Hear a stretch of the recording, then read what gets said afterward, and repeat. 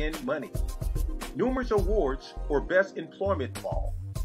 A fierce advocate fighting for your legal needs. Welcome to Legal Views with your host, Attorney Sheila R. Stewart.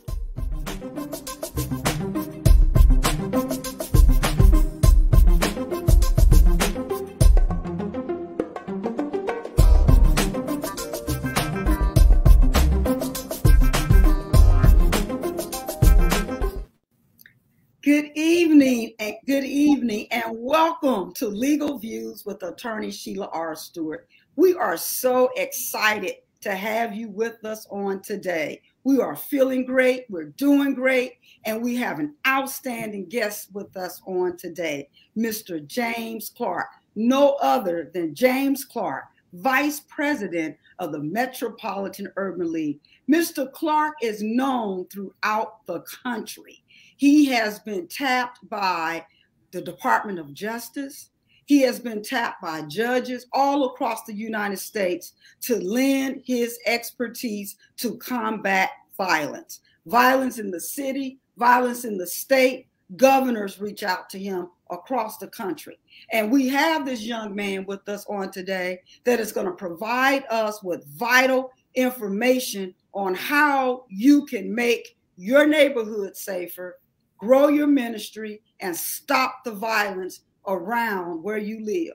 Because Mr. Clark coined a very important phrase several years ago, and it was, we must stop killing each other, or we must stop killing each other. I think I got it right. He can tell us more about it. But we're going to focus on all of the violence that is taking place across the United States. Mass shootings, domestic violence, okay? Hate crimes, black on black crime, which is kind of a terminology that we don't really like to use because it could signify some prejudicial thinking. However, Mr. Clark is going to identify real life solutions to help you in all of these different areas. He's a military man. He even went to the Harvard Kennedy School of Government to study how to provide service deliveries to communities that you may reside in. Okay, now just a quick update. You are listening to Attorney Sheila Stewart, Legal Views. We are located at 231 South Beamiston Avenue, Clayton, Missouri, 63105. And you can contact us at 314-854-1339. Mr. Clark, welcome. Welcome. How are you today? I'm doing good. Good evening, Sheila. Thank you so much. Thank you. I would like to get started with just sharing with individuals to kind of put a framework in place of the context of all of this violence that's taking place. And oftentimes, when we see this level of violence that's taking place throughout the United States, the first thing we start saying is the government, the legislators. We talk about the politicians, and let's not leave off the police department. We really talk about what the police department is it doing. And what we want to do is to focus on the fact that there are some more significant solutions that we can use to combat violence and how to skillfully use those solutions in the community in which you reside. Now, let me share this with you. Whether you live in Chicago, Los Angeles, Camden, New Jersey, Harlem, New York, Houston, Texas, it doesn't matter. This model is a proven model that will work regardless of which city you reside in. Okay, Mr. Clark, tell us about Grill to Glory. Well, Sheila, first, thank you for having me on the show. And I just want to underscore what you just said, that when you look at crime and violence, there is no legislative solution. So there's no bill that can be introduced and signed into law that will address crime and violence. The population has become so desensitized to the threat of anything punitive. So criminals are no longer afraid to go to jail. In fact, it's being talked about now that going to jail for some individuals is like a homecoming, because their friends are there, their uncles are there, some of their fathers are there, people that they grew up with. So going to jail is almost like a homecoming. And then when they leave jail, it's like they're going on a vacation because they figure that I'm going back to jail. So there is no legislative solution. And when you look at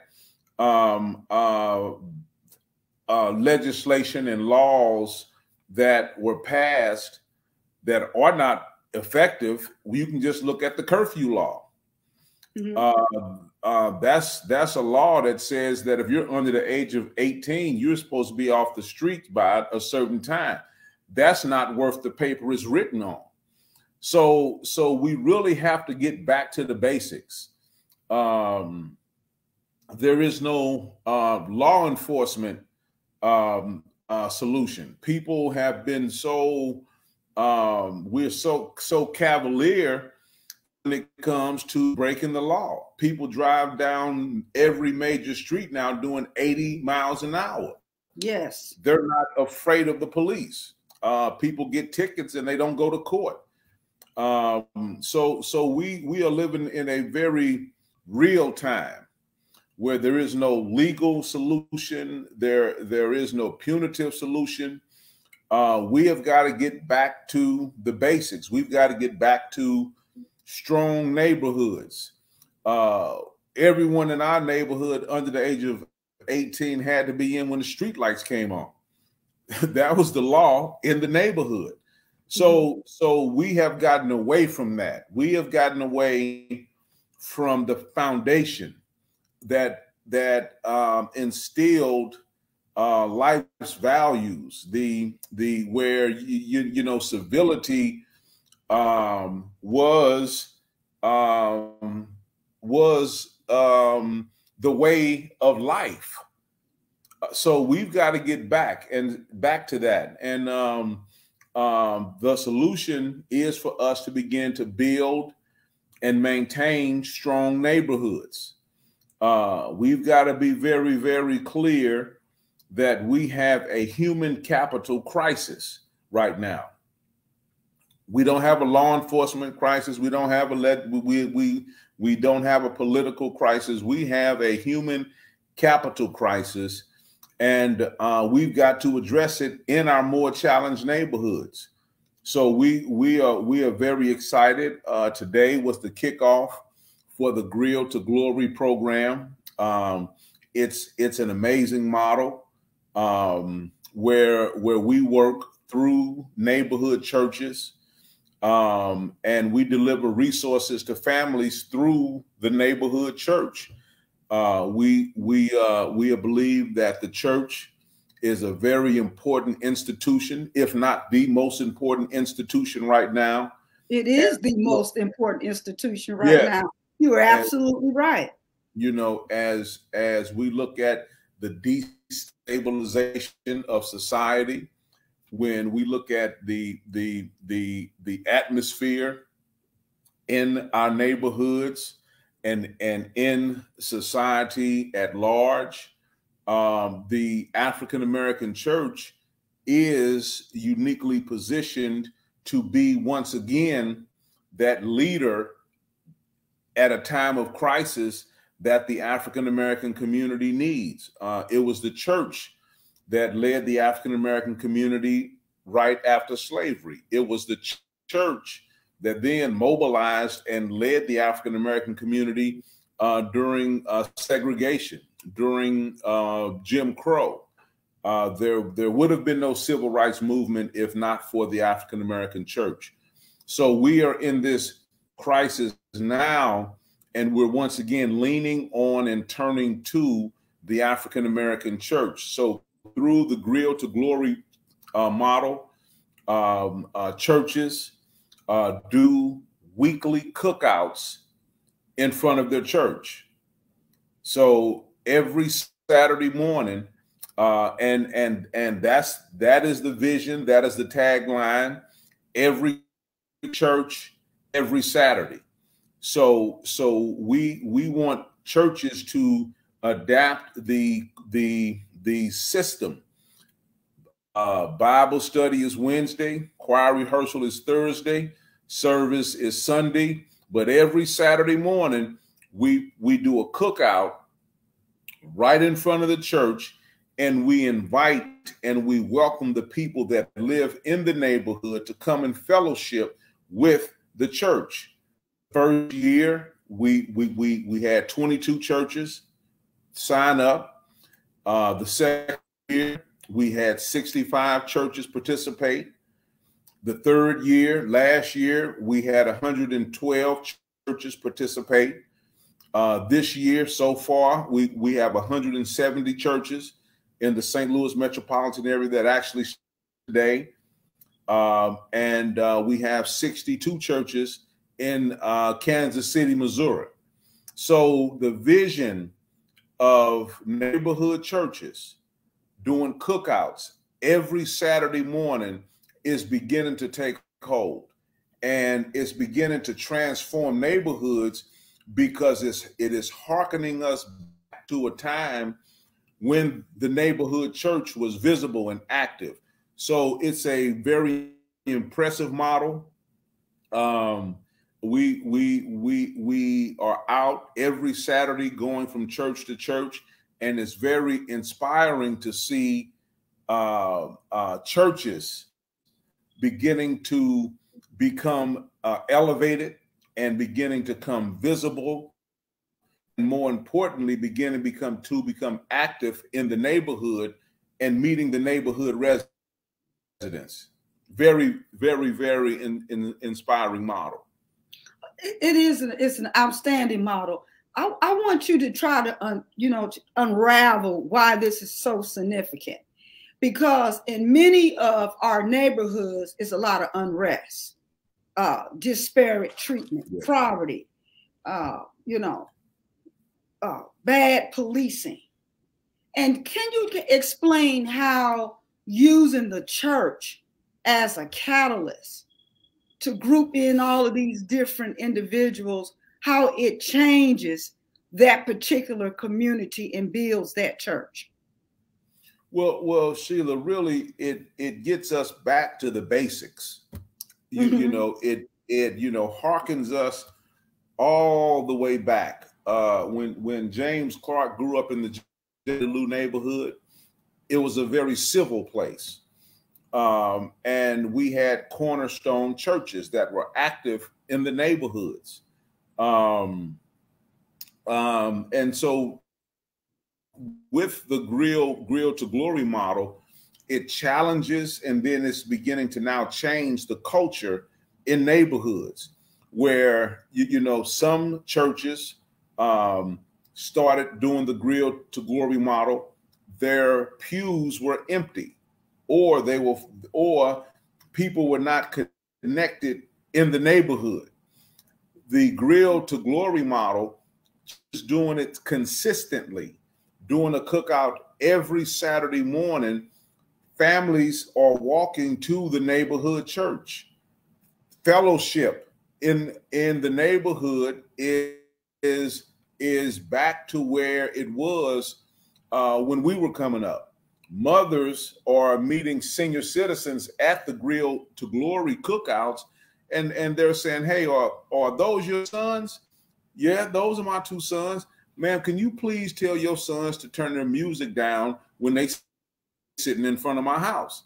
Boys, come here." And they have the conversation, and the young men commit to not turning their music up loud. So it's those kinds of conversations that we are now beginning to see take place in neighborhoods, and it's making the neighborhood safer. Families are meeting each other. Pastors and deacons are meeting the young men that live in the neighborhood, and we're getting back to the fundamentals. of neighborhood connections, of church neighborhood connections, resident to resident, and it's taken us back to really the late 1970s, early 80s, and before. And that's what we need right now. And only the church can deliver us back to civility. When you talk about back to civility, just share briefly, well, not briefly, in more detail, some of the things that you have witnessed in the neighborhoods. I know there was a big incident a year or so ago where some young people were shot and you put them in your car, you took them to the hospital. Just enlighten our listeners to some of these horrific things that you have seen in the communities across the country, in the St. Louis community, where individuals are involved in that underculture, what that underculture is, and how these kind of programs have been really prolific in bringing those individuals out. Well, Sheila, there is a great disconnect when you look at mainstream and you look at the urban core. There is a great disconnect, and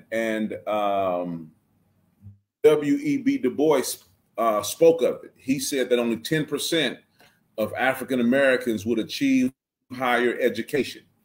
He said that it's going to be incumbent upon that 10% to reach back and share and help cultivate and give information to and work with and mentor the 90%. Because if the 10% did not, the 90% would become disconnected and a subculture would be established. And that subculture would begin to create its own sense of morals and values. And it would eventually take away and really clip the accomplishments away of the 10%. So that's what we have going on right now in the urban core in every major city because our people have been cut off from resources. We have adapted a culture, and that culture is very diabolical. Within that culture, gun violence is more and more accepted, and it's more and more expected. Young men and young women as early as 12 and 13 years old have access to guns and carry guns freely. There is a mentality now where gun violence supersedes the fight. So where you would have to get into a fist fight, now it's going straight from argument to pistol play, and it's becoming increasingly active amongst women and young girls.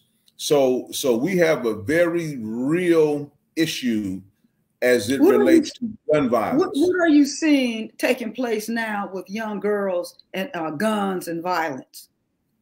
Well, Sheila, young girls, and I'm talking as young as 13 and 14, are now involved in shootings. You girls are now carrying guns, and it's becoming increasingly normal. When you listen to the music that our young people listen to, music that tells them to get it back in blood, music that glamorizes drug dealing, music that glamorizes drug usage, music that glamorizes having automatic weapons with extended clips. Sheila, it's kind of like when we were young and we got a new pair of Converse. We couldn't wait to wear them.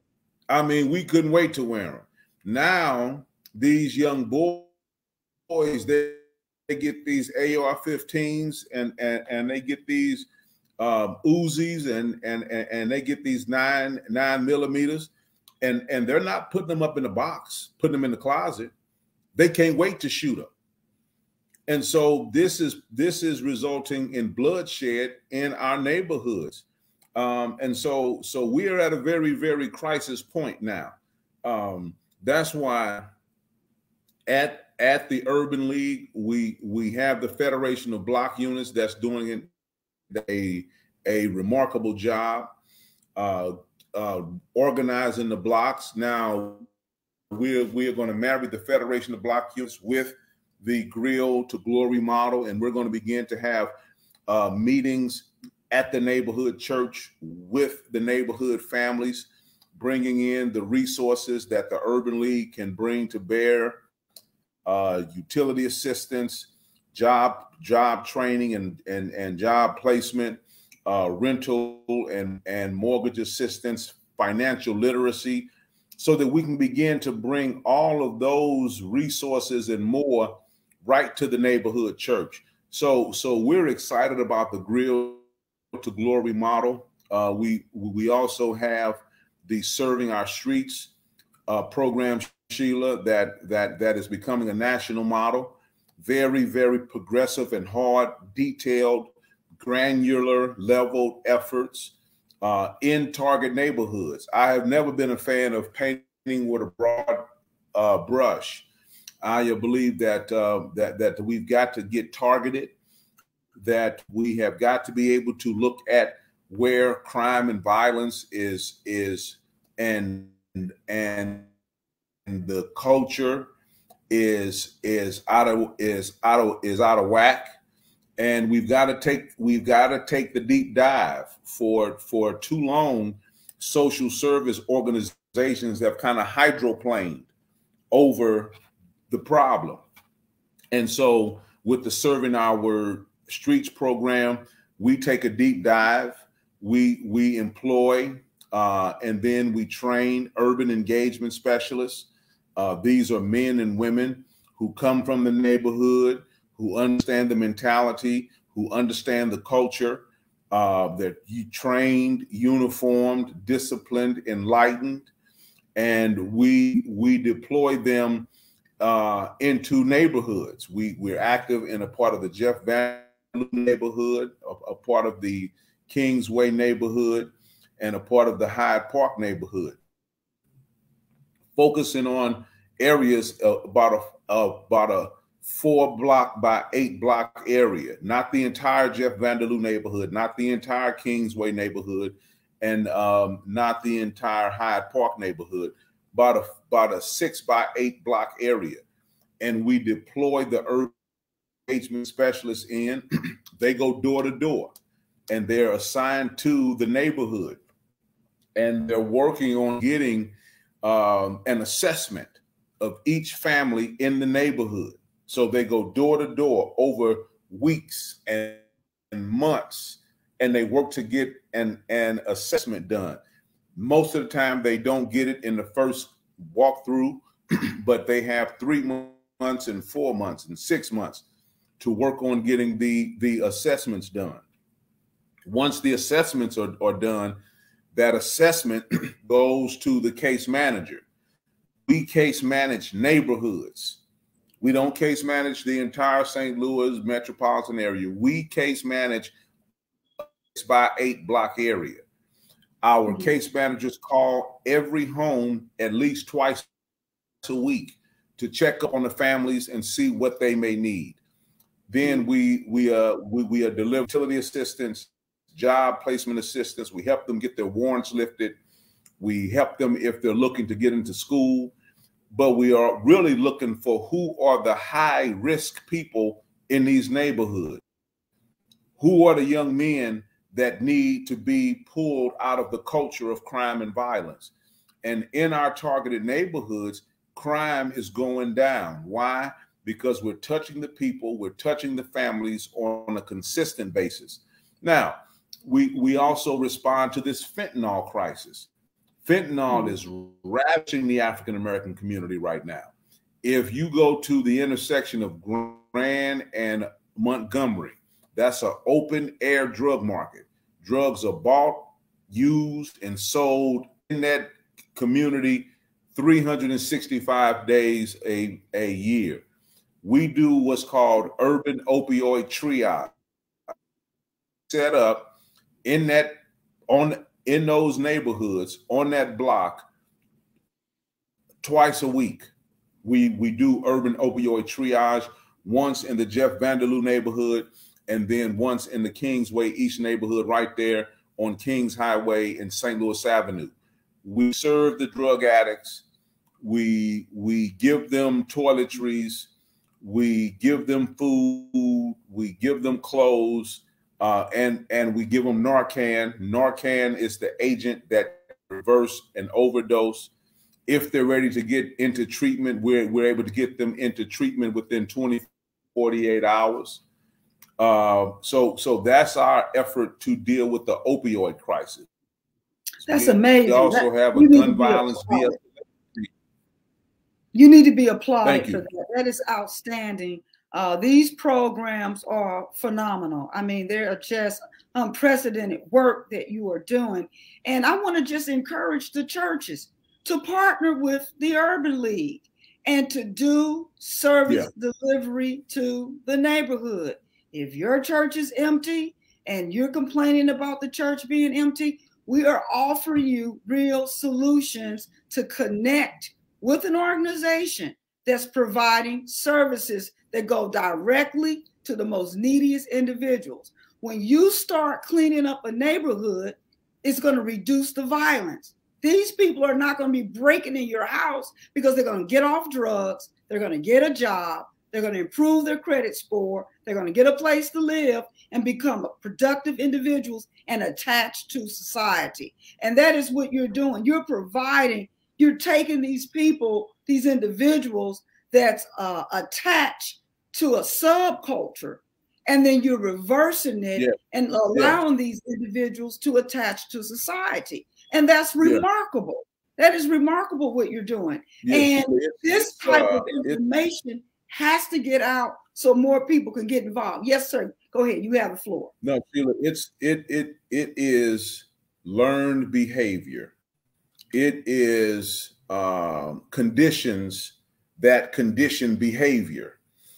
Mm-hmm. When I was coming up, we got what was called home training. And if you didn't get home training from home, you got home training in the neighborhood. So the environment was so nurturing. Now that's gone. You can give a child home training now, and they'll lose it as soon as they step out the front door. So our neighborhoods, we've got to make our neighborhoods nurturing. Then, Sheila, we also have our gun violence de-escalation team, where they're active in the neighborhoods, and we go after third-party people who know about a conflict, people who know Tyrone, people who know Mike, the young lady whose old boyfriend is threatening her new boyfriend, the two young ladies that got into a fight. One of them woke up the next morning, sobered up, and realized who she had a fight with, and knew that if she told her brothers, that her brothers was going to come looking for her brothers automatically. So we get in the middle of conflicts that have a trajectory towards gun violence. We work to de-escalate the conflict. We rarely go straight to the adversaries. Normally we go to a member of their family, and then we try to de-escalate the conflict within 72 hours. And if we cannot de-escalate the conflict, then we relocate somebody. Last year we de-escalated 78 conflicts documented. Oh, wow. But we had to move 24 people out of St. Louis because we could not guarantee their safety. They had crossed the wrong people. They were involved with too many people looking for them. And the advice, after we sat down with them, and then me and the team sat down, we said it's probably best to move them out of town. We've moved entire families out of town. So the de-escalation program, it is a national model. It is being replicated in other cities. So how do these individuals, James, how do these individuals know how to find you? Is the word out in the streets? Or is it advertised in the communities that if you are in a conflict with a gang member, a drug dealer, they know how to contact you all? Are these de-escalations held in a private location? Yeah, Sheila. We really are very restricted in dealing with the de-escalation model. So it's not a public discourse. Everything is totally confidential. We do not like to use social media. We are very intense because the nature of what we're dealing with is very intense. But if someone is listening, watching today, that has a conflict that may be heading towards gun violence, you can call 314-250-5900. That's 314-250-5900. But our gun violence de-escalation program, Sheila, is second to none. It is being replicated in other major cities. And so our total lens at the Division of Public Safety with the Urban League of Metropolitan St. Louis is what we call the NPL. Is it in the neighborhood? Are we focusing on the neighborhoods? Is it going to have a neighborhood impact? The second is P. Is our information hitting the front porch? Are we standing on the front porch communicating with people? The L, living room. Is our information getting into the living room, and are we changing the culture of the living room?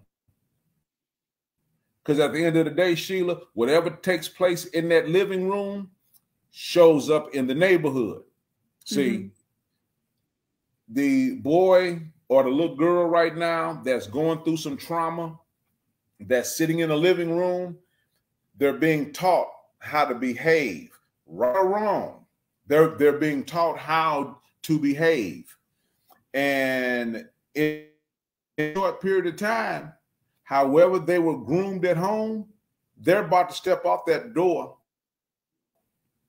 and they're about to go to the mall, or they're about to go downtown, or they're about to start driving a car with or without a driver's license. So we've got to have a very granular approach. We've got to get down to the neighborhood level, the front porch level, and we've got to begin to deliver resources that have an impact in the living room. And that's where social service has to go today. Okay. When you say an impact in the living room, are you implying or inferring that it has to change the thinking and the culture of that household? Absolutely. Okay. Yeah. We believe that we're ushering in the next paradigm of social service. The social service model that's in place right now, Sheila, was put in place in the 1970s. I thought it was put in place. I thought it was put in place in the 60s after some of the civil rights acts and so forth. But it hasn't changed pretty much. No, but in the 70s, that's when the face of social service became a caseworker. So that's when the caseworker became a part of social service. This is the person that you communicate with to help you get help, the caseworker. So the Department of the Division of Welfare, they popularized the caseworker. But most organizations in the 70s had caseworkers. And that that paradigm lasted through the 80s, where social service organizations had caseworkers that did case management, and that transferred into the 80s and into the 90s. But in the late 80s, that's when crack cocaine hit. So nobody's coming out of the neighborhood anymore. And the neighborhood was no longer flourishing. It really began to show signs of underdevelopment. When I was in school, everybody could read, everybody could write, everybody was literate. After my generation, the devastation began to really show up in academics, in employment. So we see the need to take the deep dive and to bring the resources straight into the neighborhoods. This level of intentional outreach, without this level of direct neighborhood engagement that focuses on the neighborhood, the front porch, and the living room, we will continue to see society become more technically advanced. But in the hood, it's not. So we are ushering in a new paradigm. We have caseworkers. So we believe in that part of the old way of dealing with the urban core. But we're saying that we need to have people that walk the neighborhood, that knock on people's doors, and that engage them on a regular basis. So in the new paradigm, it's the urban engagement specialist. The urban engagement specialist goes to the front door, talks to the families, listens to them, and learn about what they need to improve the quality of their life. So that's the new social service paradigm. Urban engagement specialists that go into the neighborhood and really is walking into a new portal. Families are like, y'all come here almost every day. Y'all call us almost every day. We want to help your family.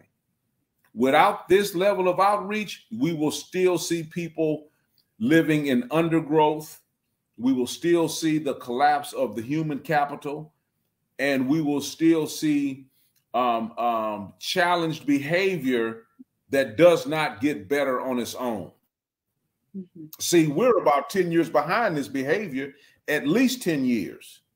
That's why we're trying to get the churches involved. We need a strong, unified resource delivery infrastructure so that we can get resources straight into the neighborhood. So we get resources straight to families. So we can get help straight into the neighborhoods. And then, Sheila, when you look at what's going on with this economy, we're going to have that delivery system. We're going to have an infrastructure. And that's how we're going to be able to serve families, get the energy back, and bring the spirit back into our neighborhoods. And it's very important that we do it right now. We have to do it now. Now, for those that are listening or just tuned in, we're talking about ways that you can stop the violence. These are proven strategies that work. Violence de-escalation, taking the guns out and getting rid of the guns and getting rid of these conflicts between major parties. The Grill to Glory program, the fentanyl program. These programs are national programs. People have taken the programs that Mr. Clark has developed, and they've taken these programs across the country, and crime has reduced in these neighborhoods. And so we want you that's listening to use your church as a catalyst, as a hub, as a place where people can come to get the service delivery system, the service delivery information and resources and help that they need. I want to go back to the fentanyl crisis. I thought what you were saying about the fentanyl crisis was just fascinating. And you were saying that these individuals, you know, and in different cities, they're going to be located in different areas using this fentanyl. But can you just go over again? You said these individuals actually go to these areas where they are and provide the services there on the spot? Yeah, Sheila, we once again, there are a lot of drug treatment resources out there. We believe that you've got to be in the neighborhood. See, we cannot fight this fentanyl crisis at 3,000 feet. We've got to be right there where the prostitutes and where the drug addicts pull over, where they use. We've got to fight it there. And so we are showing that it's very important to have that presence. We distribute Narcan right in the areas where drugs are being used. You can't have a Narcan distribution point in Creve Coeur. You got to bring it right into the neighborhood. Mm-hmm. So we want to see the urban opioid triage model grow. We're active in 2 open air drug markets, but there are 12 open air drug markets in North St. Louis. There are about 5 open air drug markets over in East St. Louis, and there are about 7 in North County. These are areas where drugs are bought and used and sold in broad daylight all day. If you drive down Grand, you look at Grand and Montgomery right now, and it's all day. There are about 25 to 30 people there trapped in addiction. See, they're not out there having a good time. They're trapped in addiction. Shame on us for not trying to rescue them. See, that is not it's not like it was when we were coming up. We would smoke weed and we would have a good time. They're not out there having a good time. And we've got to reach them and we've got to give them the help. It's just by the grace of God that James Clark is not out there on Grand and Montgomery right now. So society, we have got to stop putting people on a pedestal. One of my greatest one practice that I'm firmly against. I don't believe in making people superstars. I don't. I don't believe in that whole celebrity paradigm. Right. I don't. That does not serve anybody. I believe that instead of lifting up people that have the most, we should lift up people that have the least. See, you let Beyonce walk down Grand. You let Beyonce walk down Grand right at Montgomery. People gonna break their neck pulling over. Beyonce, B, get in, girl. I got you. Come on, B, let's go. What are you doing walking down Grand, girl? It's prostitutes and drug addicts around here, B. What are you doing, right? They're gonna break their neck to pull over for Beyonce, multimillionaire, maybe even a billionaire. That woman has everything she could possibly need and want. We would break our necks pulling over for her, but we won't even turn our head to look at the sister, who is somebody's sister, to look at the lady who is somebody's mother, to look at the man who is somebody's big brother, uncle, son. We won't even turn our head to look at them. You know what I'm saying? We're desensitized. We're desensitized, you know, and we push those people aside and we say, that's not who we are. That's not who I am. So I don't even want to see this. I don't want to be involved with it. I'm above this. Yeah. But we're not above it because it's only by the grace of God that that's not us. Yeah. That's all it is. Yeah. You know, people say, well, no, it's not by the grace of God because I worked hard to get my PhD, but it still was by his grace that's not you.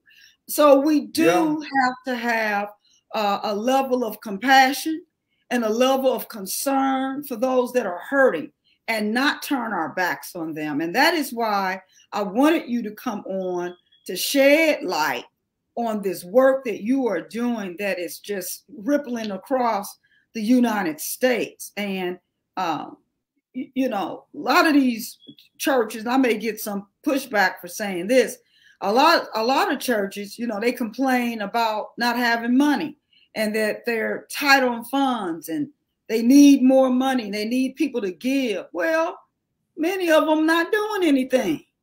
You're not serving anybody. You're not getting anybody off of drugs.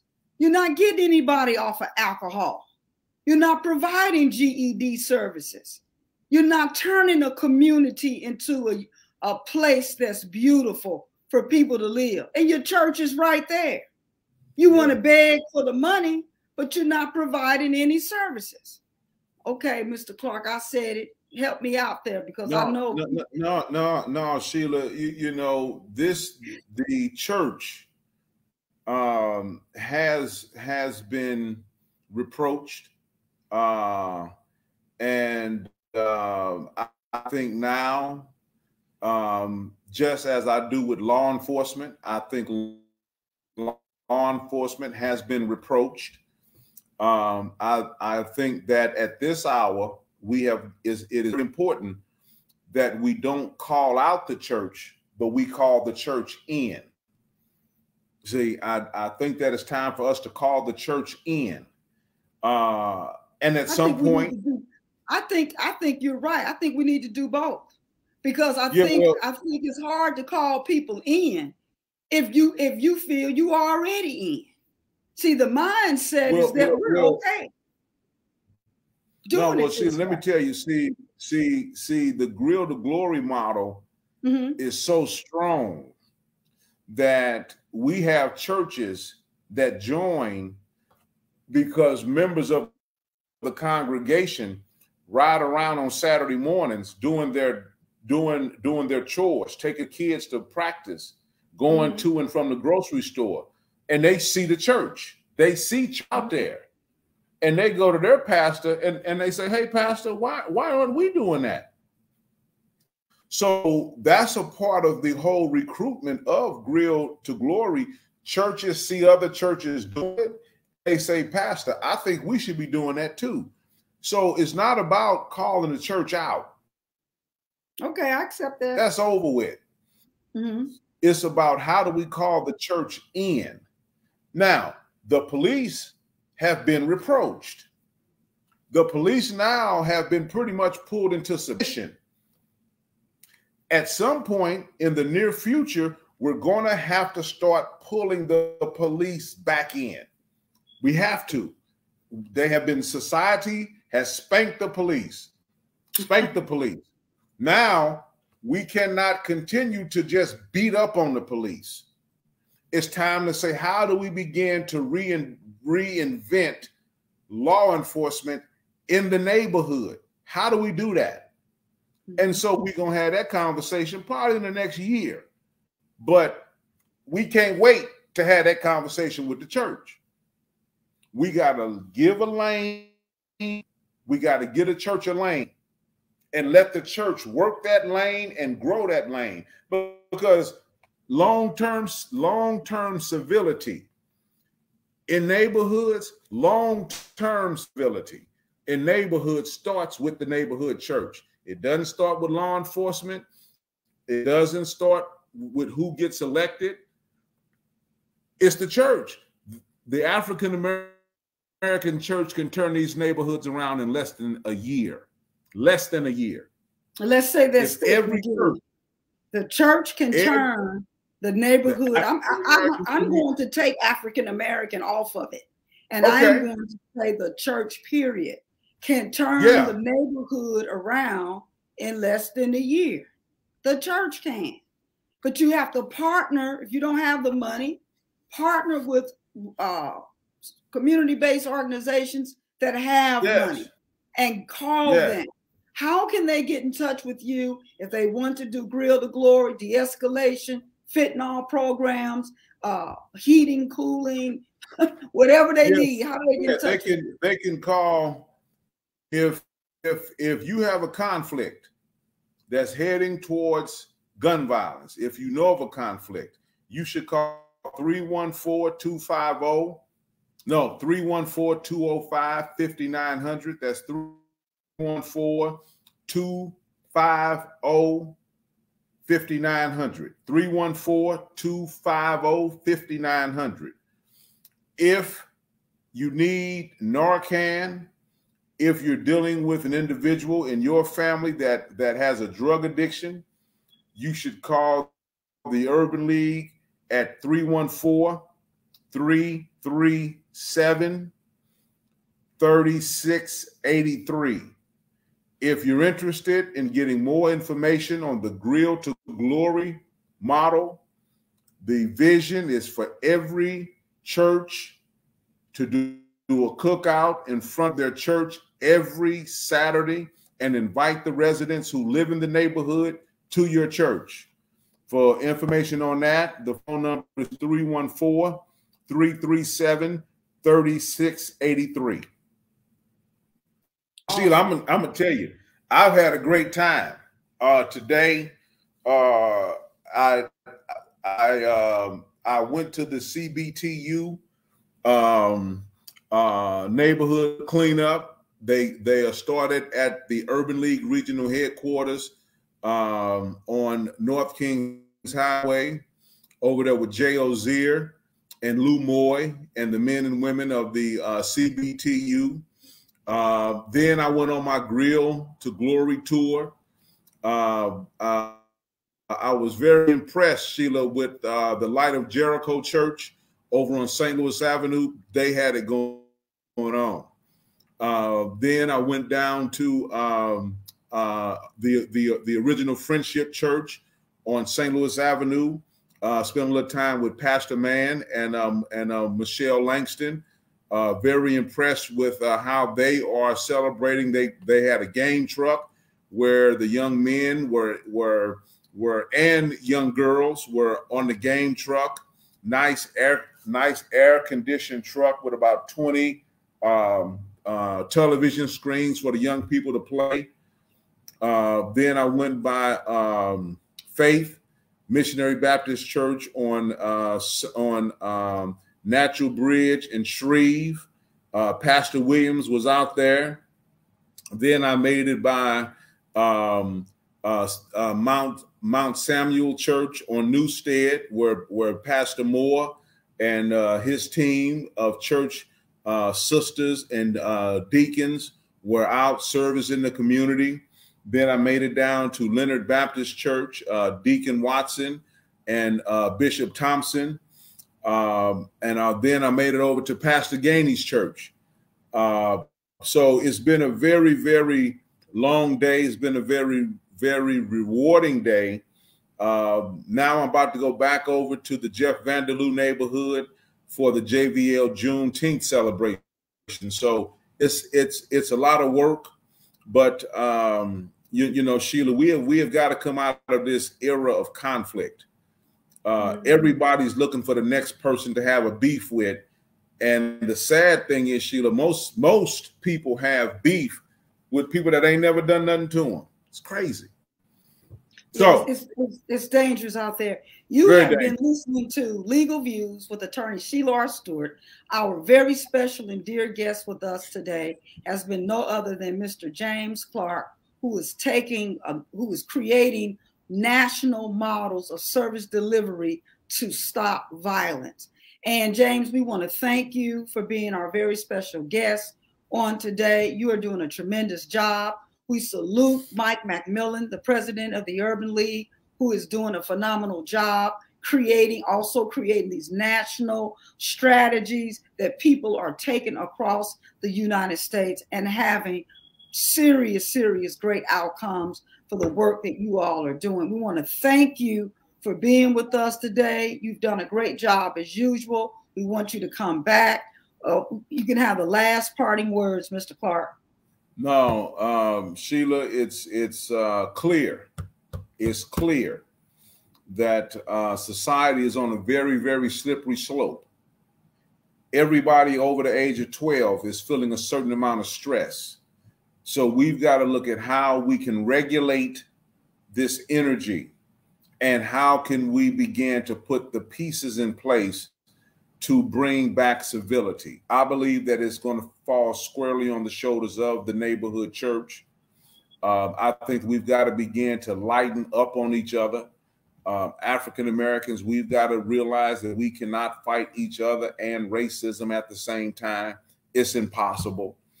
So just want everyone to take a deep breath and let's get back to the basics. Let's start speaking to each other. Everybody that's listening right now, make a commitment that you'll speak to at least 10 strangers every day. Just say hi. Sheila, you know I said hi to somebody last week and they said, "What you say to me?" And I said, I said hello. Oh, people don't even speak no more. So when somebody speak to me, I think it's something wrong. No, I was just saying hello. That's all, brother. You know what I'm saying? People don't speak no more. We got to get back to it. We got to get back to the basics. Get back to the basics of kindness. Yes. Get back to the basics of kindness. Well, thank you, Mr. Clark, for being with us. You've done a great job. Thank you, Sheila. We're so excited about the work that you are doing and the impact that it's having and how lives are being transformed. Thank you for being with us on today. We look forward to having you back with us on next week. We love you with the love of God, and we pray the blessings and the greatest things that can happen to you for your life. Thank you, and have a wonderful weekend. Oh, and happy Father's Day, James. And happy Father's Day to all of the dads that are out there. Happy Father's Day, and enjoy your day on tomorrow. Thank you. Good evening. You. Don't leave, James. I'm feeling